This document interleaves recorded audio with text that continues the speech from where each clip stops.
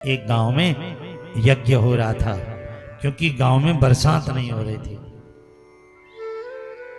गांव में यज्ञ हो रहा था, ब्राह्मण बैठकर स्वाहा स्वाहा कर रहे थे, सुंदर यज्ञ हो रहा था। एक लड़का छतरी लेकर के गए तो लोग हंसने लगे। पंडित साहब, अरे 2 महीना से तो बरसात नहीं हो रही है और तू छतरी लेकर यज्ञ में आया है। उसने कहा यज्ञ कर रहे हो कहीं हो गई तो लोगों ने कहा ऐसी होती है क्या? तो उसने कहा ये यज्ञ करना तुम्हारा केवल राख में आहुति डालने के बराबर है। यज्ञ का मतलब क्या होता है?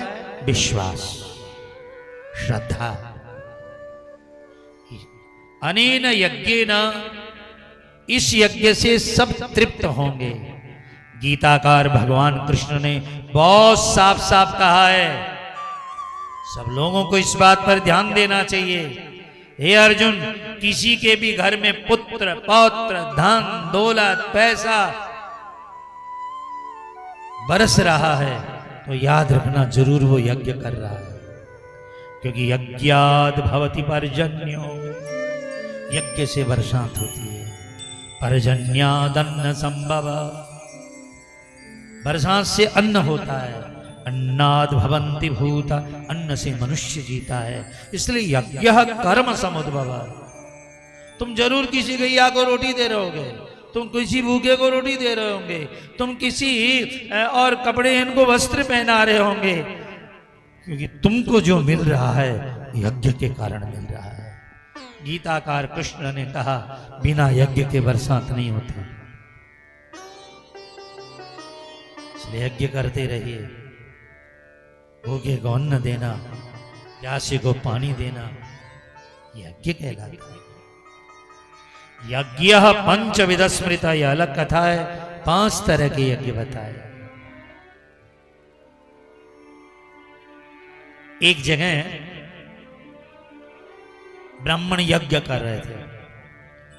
उसी समय में वहां पर अग्नि देवता भिक्षुक बन करके चले गए। बड़े बड़े ऋषि यज्ञ कर रहे थे और उसने जाके यज्ञ में कहा भिक्षाम देहि, मैं बहुत भूखा हूं, मुझे थोड़ा अन्न दो। तो सब ऋषियों ने उसको मना कर दिया। फिर उसने कहा मुझे बहुत भूख लगी है, तुम भोजन दे दो। उन्होंने फिर मना कर दिया। उसका परिणाम क्या हुआ? हवन कुंड की आग बुझ गई।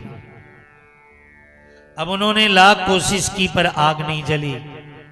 तब उस भिक्षुक ने कहा पहले यहां की आग बुझाओ तब तुम्हारी अग्नि जलेगी। ऋषियों के समझ में आ गई। उन्होंने उसको भोजन कराया और वहां भोजन किया और यहां अग्नि प्रज्वलित हो गई। प्यासे को पानी, भूखे को रोटी, प्यासे को प्यानी, यही तो भक्ति गोविंद को अच्छी लगती है। बोलिए नारायण भगवान की जय। 8वां अवतार ऋषभ देव भगवान का। ऋषभ देव जिनका पुत्र भरत हुआ, जिससे इस देश का नाम भारत पड़ा। उनके पुत्र अरिहंत के कारण लोग कहते हैं कि जैन धर्म का आरंभ हुआ। श्रीमद् भागवत जी में ऋषभ देव जी का नाम आया है। 9वां राजा पृथु, जो देश के पहले राजा बने, उबड़ खाबड़ धरती को उन्होंने समतल बनाया। धरती से कहा अन्न दो, धरती ने नहीं दिया। धनुष्मान उठाया, गाय बन करके धरती भागी। अंत में पृथु जी की शरण में आई। पृथ्वी ने कहा अब यज्ञ कीजिए। दुनिया का पहला राजा पृथु, जिसके कारण धरती का नाम पृथ्वी पड़ा। ये धरती पृथु की पुत्री कहलाती है। धरती से अन्न जल सोना चांदी हीरे जो भी निकाले जा रहे हैं सब महाराज पृथु ने सिखाया लोगों को। ये 9वां अवतार है। 10वां मत्स्य नारायण भगवान की। मछली को भी तंग मत करो, सताओ नहीं, मछली में भी भगवान वास करते हैं। 11वां कच्छप अवतार है भगवान का। समुद्र मंथन के समय कच्छप अवतार लिया।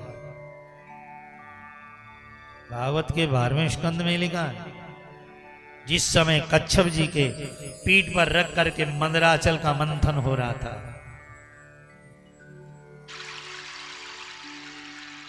उस समय में 100 योजन लंबा पहाड़ भगवान कच्छप की पीठ पे पड़ा था। निद्रालोकमठाकृते, जब मंथन हो रहा था तो भगवान कच्छप भी उतना ही बड़ा शरीर बनाए थे। उनको नींद आने लगी, और जब नींद आने लगी तो नींद में क्या होता बताओ? खर्राटे आने लग जाते हैं। भगवान कच्छप को इतने खर्राटे आए समुद्र के अंदर कि आज भी समुद्र का पानी किनारों पर टक्कर मार रहा है। भागवत में लिखा है, कभी समुद्र के किनारे पुरी के जाना और देखना भगवान की श्वासों का क्या है।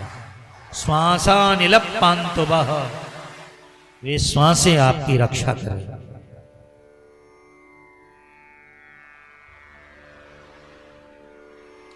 भगवान की श्वासों से निकली हुई हवा समुद्र को आज भी थपेड़ों के रूप में दिखाई दे रही है। ये भगवान कच्छप के होने का संयोग है।